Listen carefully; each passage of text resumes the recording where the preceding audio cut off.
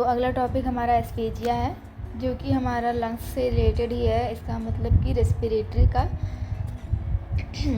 System का fail होना। ठीक है, this is death. Sorry, let me take the pen. हाँ, तो death from the failure of the function of the lungs it occur in pathological conditions of the respiratory system। ठीक है, अगर कोई पैथोलॉजिकल कंडीशंस हो जाती हैं तो रेस्पिरेटरी सिस्टम में, तो हम यहाँ पे समझेंगे कि फंक्शन ऑफ लंग्स का फेल होना। ठीक है, जैसे निमोनिया होगा, पैरालिसिस होगा रेस्पिरेटरी सेंटर का। ओपियम पॉइजनिंग में क्या होता है कि रेस्पिरेटरी सेंटर का पैरालिसिस हो जाता है, वो सेंटर काम करना बंद कर देता है, किसमें? ओपियम पॉइजनिंग में। ठीक है, occlusion of air passages, breathing of irrespirable gases and traumatic asphyxia. इसमें क्या होता है कि अगर ये सब चीज़ें अगर पैथोलॉजिकल कंडीशन हमारे बॉडी में दिखती हैं तो इससे क्या होता है? Failure of function of lungs हो जाएगा। In all these conditions respiratory function ceases before that of the heart. अगर ये सारी कंडीशंस रहेंगी तो क्या होगा? रेस्पिरेटरी फंक्शंस पहले बंद होगा दैन द हार्ट। ठीक है, नेक्स्ट पीएम एग्जामिनेशन क्या है इसमें? ट्रायड ऑफ एस्पेजियल स्टिग्मेटा अब में भी seen in cyanosis, petechial haemorrhage, congestion, oedema. Cyanosis में क्या दिखेगा हमें? Fluid discoloration of skin, face, nail beds, mucous membranes और इंटरनल ऑर्गन। नील बेड्स में क्या दिखेगा हमें? ब्लूइश डिस्कलरेशन दिखेगा। ठीक है, ये हमारा नील बेड होता है। ये क्या है? नील बेड।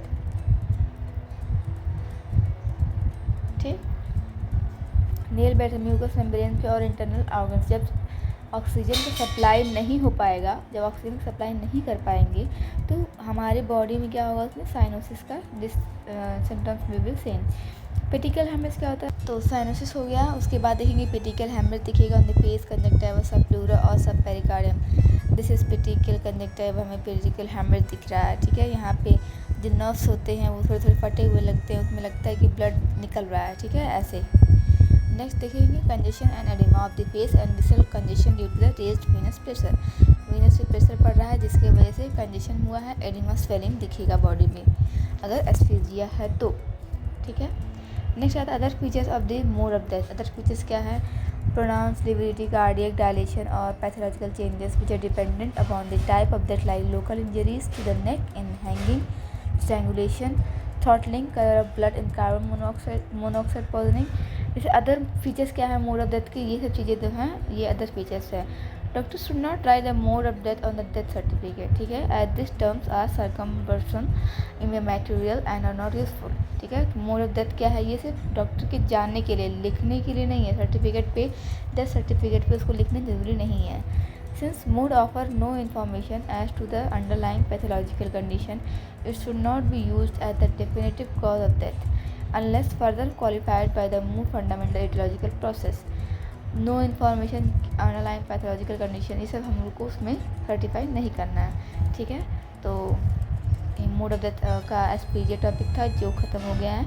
ये सिर्फ ये कोमा, सिंकोप, एनोक्सिया, ये सब जिसमें हमने टाइफाइड ऑफ लाइफ था उसके अंडर जो ये पॉइंट्स आते ये हमने पढ़ा। एस्पेजिया एक अलग से टॉपिक है, वो हम आगे पढ़ेंगे। ठीक है, यहाँ तक था, ये छोटा सा पार्ट हमने पढ़ा सिर्फ एस्पेजिया का। ठीक है, अब आगे पढ़ते हैं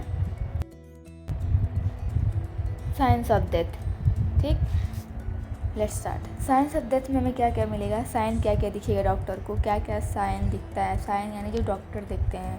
तो following death numerous physical and chemical changes occur. जब डेथ आ जाता है, डेथ हो जाती है, उसको क्या क्या फॉलो करते हैं? फिजिकल एंड केमिकल चेंजेस हमें दिखने को मिलते हैं।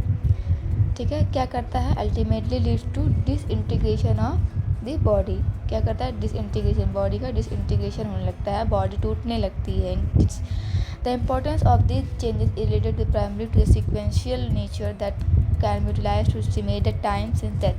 जैसे क्या होता है, पहले कौन सा बॉडी पार्ट का डिजोरेशन हुआ, डिस्कलरेशन हो गया, ये सब सीक्वेंस जो होते हैं इससे क्या होता है? हमें टाइम का पता लगता है कि मान लो बॉडी 3 AM में हुई थी, 2 दिन पहले हुई थी, 3 दिन पहले हुई थी। ऐसे हमें जो ज्ञान मिलता है उसे हम यहाँ पे साइंस ऑफ डेथ में जानेंगे। Among this changes some changes are related to somatic death and some are related to molecular death. हमने लास्ट लेक्चर में पढ़ा था, अगर आप नहीं जानते somatic and molecular death go and check that part 1 and part 2 video. अब देखो changes after death and type of death. Correlation क्या है? चेंजेस आफ्टर डेथ में क्या होगा? इमीडिएट चेंजेस, अर्ली चेंजेस और लेट चेंजेस हमको देखने को मिलेंगे। टाइप ऑफ डेथ में क्या है? Traumatic death and molecular death. ठीक है, next let's start here. Immediate changes after death, early changes and let changes. Immediate में क्या होता है कि हमारा ट्राइपॉड ऑफ लाइफ जो होता है, यानी नर्वस सिस्टम में हमारा क्या आएगा? हमारा ब्रेन, रेस्पिरेशन में हमारा आएगा लंग्स, सर्कुलेशन में हमारा आएगा हार्ट, यानी हमारा ट्राइपॉड ऑफ लाइफ जो होता है, ठीक है, इसका क्या होगा? स्टॉपेज हो जाएगा। अर्ली चेंजेस आफ्टर डेथ क्या होगा? अगर जैसे देखो इमीडिएट में क्या होता है कि हाँ हमें धड़कन नहीं सुनाई देगी, वो सांस नहीं ले रहा होगा, उस पर कोई रिस्पॉन्स नहीं आ रहा होगा, ये ख़त्म। उसके बाद क्या होगा? अर्ली चेंजेस में क्या होगा? स्किन, आइज़, बॉडी की कूलिंग होने लगती, आइज़ और स्किन में चेंजेस दिखेंगे। पोस्टमार्टम यानी PM लिबिलिटी हमें दिखने को मिलेगा। Rigor mortis, algor mortis, changes in fluid, body fluid हमें देखने को मिलेगा। लेट चेंजेस में क्या दिखेगा? पिट्रीफैक्शन और डिकम्पोजिशन, ठीक है, ये चीज़ें यानी बॉडी सड़ने लगेगी, एटोपिनिफिकेशन ऑफ द बॉडी, ममिफिकेशन, ये सब हमें देखने को मिलेगा। देखो अब इसमें दिया है ना, इमीडिएट चेंजेस में function of brain, circulation, respiration, early changes में ये टेबल बना के दिया है, ठीक है। अब नेक्स्ट लेक्चर में हम इसका डिटेल में एनालिसिस करेंगे, पढ़ाई करेंगे, ठीक है। Thank you guys, please subscribe the channel.